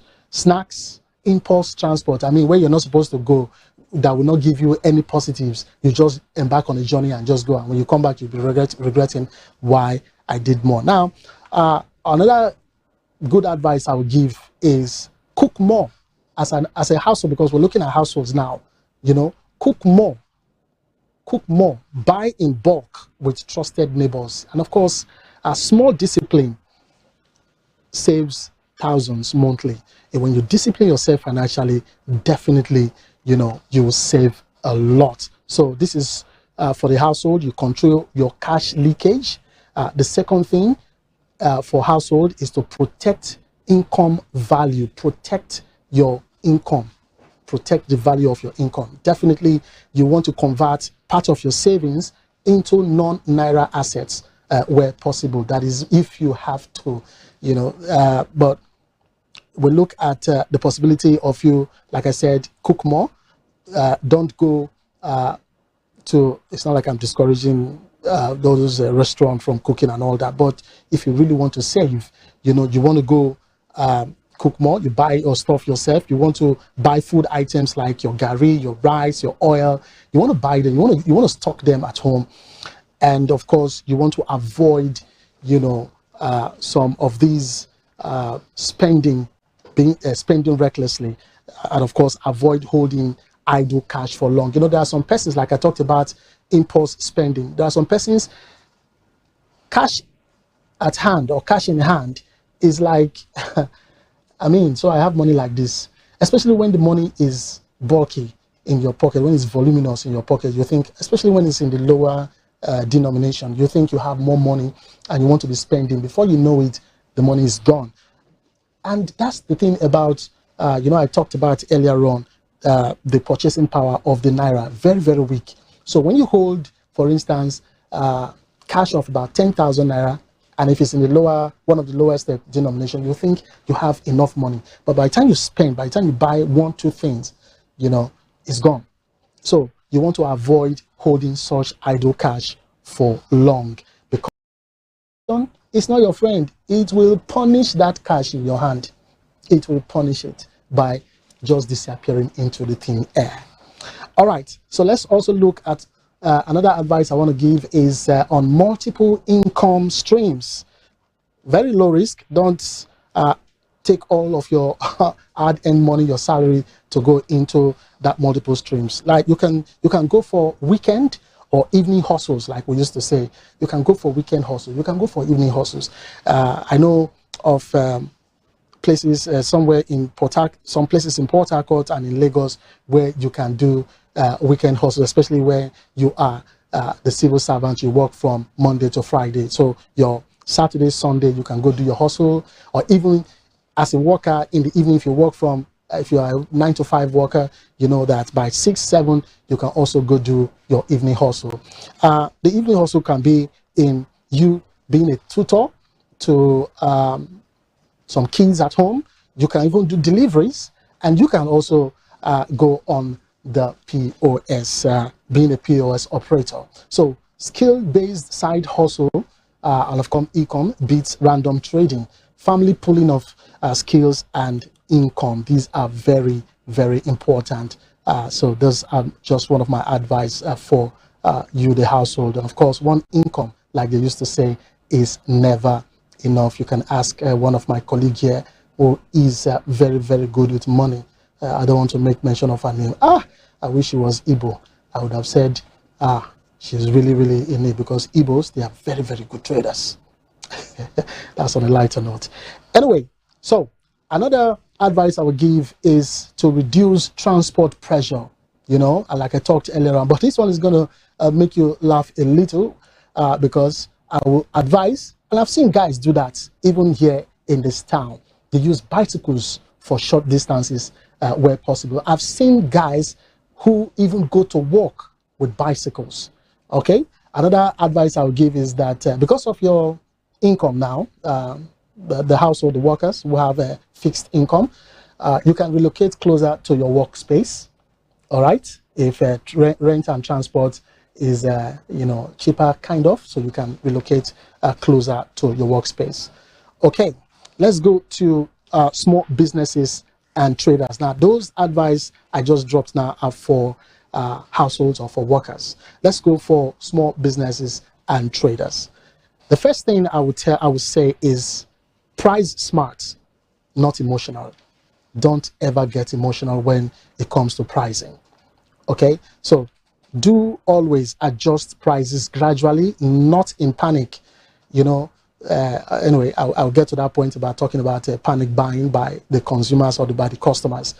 Then reduce package sizes instead of big price jump, you know. So instead of you to just increase your price so abruptly, so immediately, so urgently, gradually increase your prices. And instead of packaging, you know, your stuff just to attract people, and when you do that, sometimes you tend to push customers away. So instead of that, reduce package sizes, but then keep your prices a little bit considerate for the survival of your business. Because yeah, survival, the customer will always argue with you that, you know, your prices are definitely higher, and they will want to go do business with other persons that they think have lower prices compared to yours. So your survival depends on the customer. Like they always say, the customers are always right, right? Okay, so my second advice is for you to lower your operating costs. It's very, very important. If it's possible, you can share generating set with another business owner around you, instead of owning a generating set and you powering the generating set, and that could be very, very costlier. Or if you have the means, you can even switch to solar, which is very, very common now. You can switch to solar for small loads. If you have small loads that you know you can use to run your business, then you can go solar. But if it's you know, you have mighty load inputs, then definitely share with. I've seen that anyway when you go to marketplaces, especially at the Alaba International Market in Lagos. You see how these small businesses, you know, and traders, they share generating sets. Even I've seen in Warri, at PTI, in some you know, business centers as well. The next thing I would say is you also buy inventory directly from source if possible. So just go to the source, and that's very, very helpful when you go straight to the source instead of going through bottlenecks, that we experience with these middlemen. You know, there are always bottlenecks. There are always this stifling of you getting your products. And of course, you want to, because you are buying from their hand, you want to increase your price. So to avoid that, why not go direct to the companies? I've seen small traders, small businesses as well, in some marketplaces, go straight to the companies, maybe in the east or in the west part of Nigeria, and they get their products directly. And when you do business with such persons, you know that such businesses, you know that you're having a bargain as a customer. Another advice I would give is formalize selectively. Formalize selectively. Register your business only when it is necessary. And when I say only when it is necessary, it's when you know that the benefit you are getting from the business outweighs your costs. Now, there's this talk about register your business with CAC, blah, blah, blah, blah, blah. Some persons are just jumping at it. They are not even looking at what they are offering and what they are getting in return. And they find themselves trapped in what not ought to have been. Okay? So, another thing is use bank accounts for credibility. There are some persons who want to use their accounts for debt. You know, don't use your accounts for debt, please. Use your accounts for credibility. Okay, that in that way, customers will always, especially when you go to the source, they will always want to do business. So, like I said, use bank accounts for credibility and not for debt. So, you could see that there are so many of them, but time will not allow me to, go straight into all of the things I actually want to talk about. But what I would say finally is that for Nigerians, survival now depends on discipline, adaptability, and community. You know, you've got to be very, very disciplined on how you go about your income, how you want to spend your income, and you have to adapt to every strategy that the regulators will want to pour at you, you know. And for the government, people don't need promises. They need stable prices, cheap power, jobs, creation of jobs, yeah, and of course, protection from these economic shocks. All right, this is where I will draw the curtains today on the program Money and Market, and we have been talking about the effects of economic decisions on Nigerians. Do well to join us again on another beautiful and educative episode on Money and Market on TVM. You can follow us, you can follow TVM on our social handles, follow, like, and share, and we'll be so glad. And of course, reach out to us. We'll be so glad that you followed and reached out to us. Once again, my name is Fred O'Neill. I'll see you again pretty soon.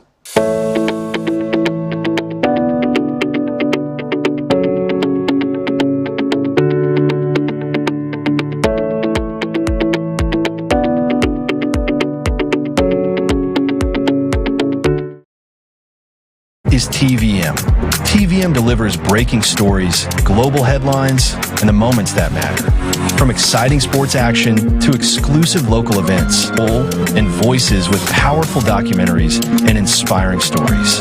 Experience premium entertainment, from trending music to urban lifestyle and beyond.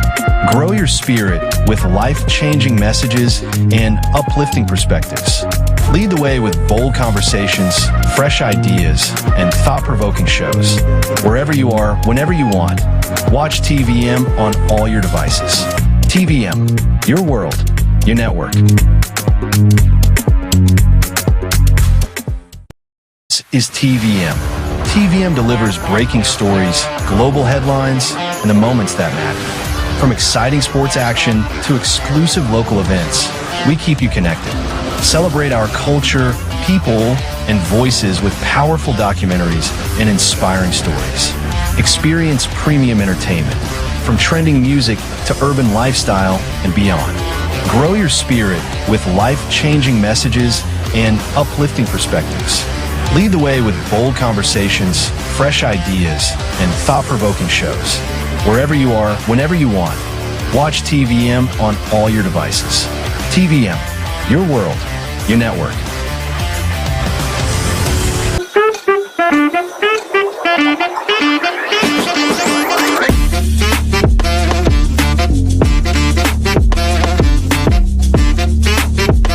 Hey guys, welcome to another exciting episode of This Just Me. And today we're going to be talking about the cost of Christmas, how Nigerians are coping in 2025. You know, we are in this festive season, and today I have here with me a very special somebody. I have here with me Uche Emmanuel. What's up? All right, I'm doing very awesome. Thank you, Faith. Fit. Okay, Faith. Hey, but I'm a Daisy. Okay, so we're good to go. Yeah, definitely. Thank you for coming around. Yeah, you're welcome. So, I want to know today, like I said earlier on, we're talking about the cost of Christmas, how Nigerians are coping in 2025. So when you hear this, what's the first thing that comes to your mind? First of all, Christmas is really a very awesome season. Yeah. Very, very, very awesome. You know, the celebration and every one of that. And you know, seasons like this, it really characterized with a lot of things, and things like pressure. You see that a lot of people that really have the mindset and the that desire for them to meet up. Yes. Due to the fact that so many people have that desire to meet up, you know, there is pressure, pressure everywhere. You know, from January till December, there is no from January to November, beg your pardon, there is no month whereby you see that the raise and everything is very, very much compared to this December. Yeah. Why? Because a lot of people are trying to meet up. So this festive season, Christmas season, is a season that is really characterized with both good and also some negative stuff. Yeah. Okay. That's just the plain truth. Okay, so I want to know, what are some of the pressure that comes with this season? Like you mentioned, you said this season comes with pressure. I'd like to know, what are some of the pressure that comes with this season? And there are so many pressure that will come with this season. Okay. There are so many pressures, and one of them is inflation. Yeah. Okay. Inflation, which has to do with the increase in the price of goods and then services within the country, within our community. And you know, whenever there's inflation, there'll definitely be pressure. Okay. Just imagine someone who has the consciousness to, or has the mentality, or has the heart to meet up with a lot of things, and it's not able to meet up. Why? Because the price is very high. So to definitely become a serious burden and a serious pressure. Now getting it now. Even aside from that, you can also see things like insecurity, because when they are in great distress, majority of the time they will tend to do whatever thing they want to do just for them to be able to meet up. Yeah. That's the plain truth. So that's why sometimes even seasons like this, you also see things like kidnapping and all kinds of evil, and all of those stuff do come up rapidly in seasons like this. Yeah. Even aside from that, also seasons like this, you will see things like unnecessary comparison. Very, very common among people. People trying to meet up. You see someone, maybe you don't even know the budget of the person. You're just looking at your neighbor. Okay, this person is doing very well. This person is doing this. She is doing that, and all of that. So you said you want to try to compare yourself with that person. No, that is no wisdom. Okay. Yeah. So this also some of the pressure that is being faced in seasons like this. Also, even in the aspect of inflation, seasons like this, a lot of people, they love to travel. Yeah. They love to travel, and you can see that within these few years now, the cost of transportation, mobility, it has really become something else. Yes, exactly. It has become something else. Yeah. So it has really gone up, and that's just the truth. So traveling is also one of the pressure that a lot of people do face in this season, since the price of mobility has really gone up. So looking at Nigerian at large, most especially with the current price of transportation, I don't know, have you checked the current price of flight tickets now? In fact, let's not go to that. No, we need to talk about it because it's part of this festive season and the project that comes with it. These are the flight tickets. The way the price is going up every single day is becoming something else. Yeah. It's really, really disturbing. Now, just imagine, people, even those who can't meet up, they have to find a way for them to be able to meet up just to make sure that they travel on air. Because to travel on land is not safe again. It's not civil. That's just the plain truth. Yeah. A lot of people, they can't travel on land again. No. Because of the insecurity, you see kidnapping. No, God really help our country. This country is becoming something else. Sometimes I'm wondering if it's the same Nigeria that we know of in those days while we were still very young. Yeah. It's no longer like that. It's no longer like that. You see insecurity and that fear for people to travel. In fact, this assessment, you'll be surprised that a lot of people won't travel. No. Yeah. It's only those that know that they can meet up, and yes, definitely there are people who can meet up. But it's not everybody that can meet up. Yeah. Check the statistics of those who are living up to average in this country. You will be surprised that is very, very low. A lot of people can't afford the price of a flight and ticket and all of that, so they can't meet up. They're getting it. So transportation is also a very, very important issue that even the government as well will really need to look into the price of transportation. They need to make a way. The aspect of this insecurity, they need to make a way to most of these challenge. So that's it. So the price of flight ticket, you need to do something about it, because a lot of people that really have the desire for them to travel, traveling in seasons like this, they're just stuck in one place and they don't have any choice. Why? Because of fear of the unknown. Getting it. So all of these are some of the challenge that we do experience in seasons and in times like this. So tell me, do you really think, during this period, this festive period, most times the price of things in the market goes up? I do not know why. I do not know why. Well, do you really think those market people purposely add money to what they are selling, or when it gets to the festive season, the price will just automatically go up? You see this inflation that usually comes during this festive season. There are so many things that are responsible. Okay. So and one of such things is this kind of a selfish mentality that a lot of people do have. Okay. So there's what is called selfish mentality. And sometimes you might not even blame the market people. Yeah. Because everybody are just adding price. Everybody are adding price. Different sector. Now, just imagine that you are people that are adding price to what you are doing. You yourself, you still add price to you, so you can meet up. Exactly. How we are getting it now? Yeah. So that's it. So seasons like this, the inflation is really something else. I don't really know if they have a special association. They are meeting. Then they just keep on adding price to things. It's not supposed to be like that. Yeah. That is the plain truth. And even though the economy is really something else, because everything is being controlled by the economy. Yeah, definitely. Everything is being controlled by the economy. But if we still look into details, it is quite something that there is a certain kind of character, natural, traditional mindset that is present in this country as a whole. Okay. And one of such character is that once the price of things goes up, it will never come down. It will hang there. It will just hang there. You're getting it? Yeah. So all of this, they are really a serious challenge. Yeah. And the price of things, it just one specific season just comes, everything will just go up. And another thing that do cause it again is high demand. Okay. You're getting it, high demand, because seasons like this, you see that demand for shirts, shoes, food stuff, and every one of that is truly going up. It seems as though people that they don't demand, they don't really need these things in the other part of the month. But as soon as it just gets to December, from November, December, this festive season, you see that the rate at which they need all of this, it will just escalate, to just go up at once. Yeah, to just increase at once. Yeah, getting it. Yeah. So when there is high demand for something, I understand, that means it has value. And for the fact that there is value, there will definitely be increase in the price. There's something I want to say. Okay. I have a friend one time, and I told him, then I was into sales. I was like a marketer for a particular brand, and I told him, I said, guy, how far?